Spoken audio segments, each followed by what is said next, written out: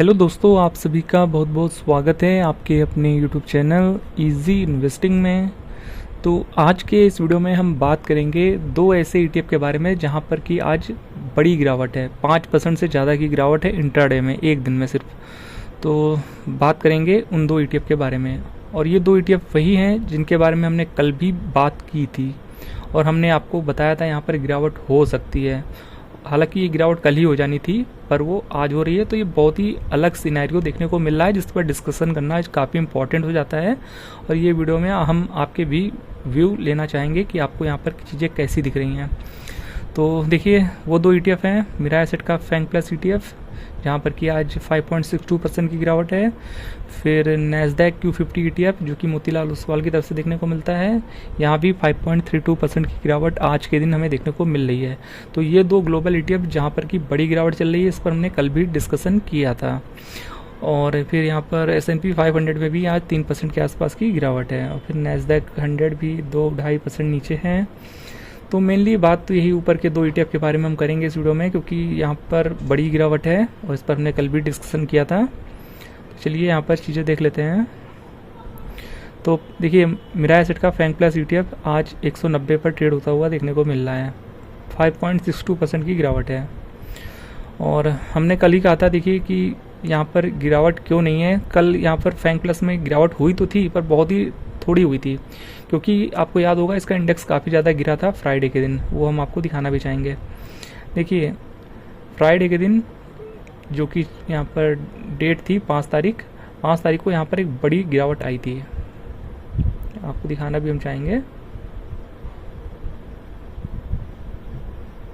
तो ये देख लीजिए, 5 तारीख को यहाँ पर एक बड़ा फॉल आया था, तकरीबन 5% के आसपास की गिरावट आई थी।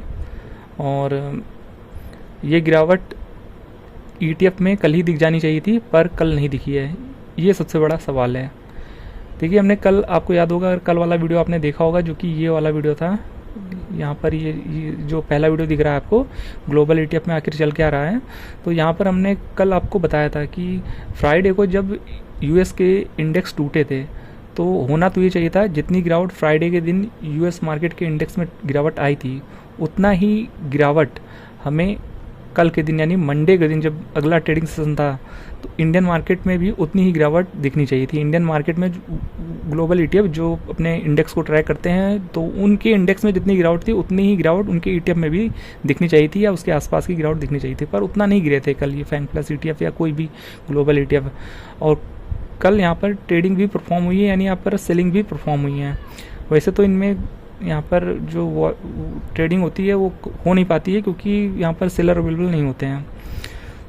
और साथ ही साथ हम फैंग प्लस ये बारे में तो बात कर ही लिया है। अब यहाँ पर बात करेंगे Q50 ईटीएफ के बारे में। तो देखिए, Q50 ईटीएफ में बात करना और भी ज़्यादा इम्पोर्टेंट हो जाता है। देखिए क्यों, ऐसा हम क्यों कह रहे हैं।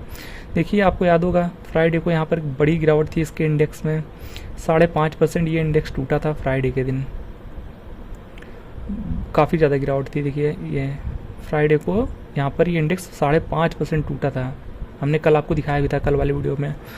तो जब 5.5% फ्राइडे को ये इंडेक्स टूटा था यूएस मार्केट में, तो होना ये चाहिए था कल मंडे के दिन यहाँ पर भी 5-5.5% की गिरावट दिखनी चाहिए थी, पर कल मंडे के दिन यहाँ पर कोई भी ऐसी गिरावट हमें देखने को नहीं मिली थी।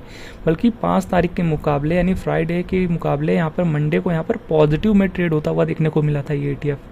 और यहाँ पर सेलिंग भी परफॉर्म हुई है, जो कि ये चीज़ें और भी यहाँ पर डाउटफुल बना देती है, क्योंकि यहाँ पर सेलिंग जल्दी देखने को नहीं मिलती है, क्योंकि यहाँ पर बहुत ज़्यादा हैवी डिमांड होता है। तो यहाँ पर कल तेज़ी थी, इसके बावजूद सेलिंग परफॉर्म हुई हैं। और ये कहीं ना कहीं इस चीज़ की ओर इशारे कर रहा है कि कुछ लोग को शायद ये पहले से पता था कि यहाँ पर आज भले ही गिरावट नहीं है, पर अगले 1-2 दिन में गिरावट दिखेगी, और उसका फ़ायदा इन लोगों ने उठाया, सेल करके निकल गए। और आज एक तरीके से जो लोगों ने कल बाय किया उनको एक बड़ा डेंट दे दिया है। तो कल जिन लोगों ने बाइंग की है यहाँ पर, उनके पोर्टफोलियो में बड़ी गिरावट है। और सबसे बड़ी चीज़ ध्यान देने वाली बात यह है कि कल यहाँ पर गिरावट क्यों नहीं थी, ये बड़ा क्वेश्चन है। सबसे बड़ा क्वेश्चन यही है कि कल यहाँ पर गिरावट क्यों नहीं देखने को मिली, जबकि फ्राइडे को यहाँ पर एक 5.5% की बड़ी गिरावट देखने को मिली थी। ऐसा क्यों हुआ, और ये चीज़ें अब ट्रस्ट इशू पैदा करती है ग्लोबल ईटीएफ में। ऐसा होना नहीं चाहिए। देखिए ETF में भी ये सब चीज़ें होंगी तो फिर थोड़ा सा यहाँ पर ट्रस्ट का यहाँ पर इशू होगा। तो ऐसी चीज़ें नहीं होनी चाहिए निवेशकों की, एक तरीके से देखा जाए तो निवेशकों के लिए। क्योंकि अब ये तो वही बात हो गई ना कि किसी कंपनी के रिजल्ट ख़राब आए और अगले दिन जब उसका इम्पैक्ट दिखना चाहिए था स्टॉक में उसके, वो नहीं दिखा। जो लोग स्मार्ट थे वो लोग बेच के निकल गए और जो लोग उतने स्मार्ट नहीं थे उन लोगों ने उस बाइंग की उनके बेचे हुए प्राइस पे, और वो इम्पैक्ट जो कि उसी दिन दिख जाना चाहिए था, उसके अगले दिन दिख जाना चाहिए था, उस दिन ना दिख करके दूसरे दिन दिखा। तो ये चीज़ें सही नहीं है ना, तो ऐसा नहीं होना चाहिए। तो जो इम्पैक्ट कल दिखना चाहिए था वो नहीं दिखा, और जो लोग अब ये क्यों नहीं गिरा, ये सबसे बड़ा सवाल है। अमूमन अगर इंडेक्स गिरा है तो उसके अगले ट्रेडिंग सेशन में उसके ETF में भी उतनी ही गिरावट या उसके आसपास की गिरावट दिखनी चाहिए। वो फिर उसके अगले दिन दिख रहा है, ये बात बहुत डाउटफुल हो जाती है फिर। बाकी हम आप लोग के भी व्यूज़ जानना चाहेंगे कि आप लोगों की इसमें क्या राय है। जब मंडे को इसके इंडेक्स में गिरावट थी तो फ्राइडे को जब इसके इंडेक्स में गिरावट थी तो मंडे में इसका रिफ्लेक्शन क्यों नहीं आया इनके ETF में, और उसका रिफ्लेक्शन एक दिन लेट क्यों आया, ये सबसे बड़ा सवाल है। अगर रिफ्लेक्शन आना ही था तो कल के दिन क्यों नहीं आया, और कल ये ETF पॉजिटिव में क्यों ट्रेड कर रहा था जबकि इसका इंडेक्स 5.5% टूटा था फ्राइडे के दिन। ये बहुत बड़ा क्वेश्चन है, इस पर हम आप लोग के भी राय लेना चाहेंगे। आप लोग भी अपने व्यूज़ कमेंट बॉक्स में बताइएगा। सबसे बड़ा सवाल तो Q50 ETF वाले का ही है, क्योंकि यहाँ पर कल पॉजिटिव में ट्रेडिंग हुई है। ये बहुत ही मतलब ऐसी चीज़ है जो कि आप इसे डाइजेस्ट नहीं कर सकते हैं। या तो इम्पैक्ट आज भी ना दिखता, आज गिरावट का इम्पैक्ट दिख रहा है पर कल नहीं दिखा, ऐसा क्यों?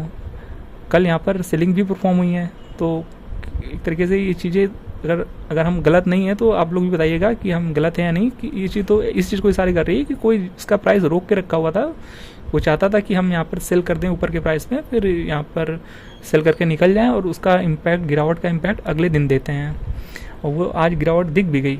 तो ये चीज़ें सही नहीं है ना। बाकी आप लोग की क्या राय कमेंट बॉक्स में जरूर बताइएगा। हालांकि फैंग प्लस ETF में हम उतना नहीं बोलेंगे क्योंकि यहाँ पर कल तेज़ी नहीं थी, गिरावट थी, भले ही कम गिरावट थी 2.25% के आसपास, पर एटलीस्ट गिरावट तो थी। पर Q50 वाले ETF में तो बिल्कुल भी गिरावट नहीं थी, बल्कि तेज़ी थी थोड़ी बहुत, आधे 1.25% के आसपास। देखिए यही वो वजह है जिस वजह से हम अपने वीडियोस में हमेशा बोलते हैं कि जब भी किसी ग्लोबल ETF में बाय करें तो उसके इंडेक्स को भी एक बार उस ETF की परफॉर्मेंस के साथ ज़रूर कंपेयर करें, और साथ ही साथ जिस ग्लोबल ETF को आप बाय करने जा रहे हैं उसकी रियल टाइम INAV भी ज़रूर चेक करें, और इन सारी चीज़ों को आपस में कंपेयर करें। अगर आपको कोई चीज़ें अनयूजुअल दिखती हैं तो आप बाइंग अवॉइड करें। ये सारी चीज़ें चेक करना काफ़ी इंपॉर्टेंट होता है ग्लोबल ETF में खासकर। और बाकी इस वीडियो में हमने कहीं भी निवेश की कोई भी सलाह नहीं दी है। यहाँ पर जो चीज़ें जैसी दिख रही थी वैसी चीज़ें हमने आपके साथ रखी हैं। बाकी आप लोग अपने भी व्यूज़ जरूर बताइएगा। वीडियो इन्फॉर्मेटिव लगा है तो वीडियो को लाइक कर दीजिएगा। बाकी ये वीडियो एजुकेशनल पर्पज़ के लिए, यहाँ पर कोई भी निवेश की सलाह नहीं है। तो मिलते हैं नेक्स्ट वीडियो में किसी और नए अपडेट के साथ। तब तक के लिए चैनल के साथ बने रहिए। मिलते हैं नेक्स्ट वीडियो में, तब तक के लिए गुड बाय।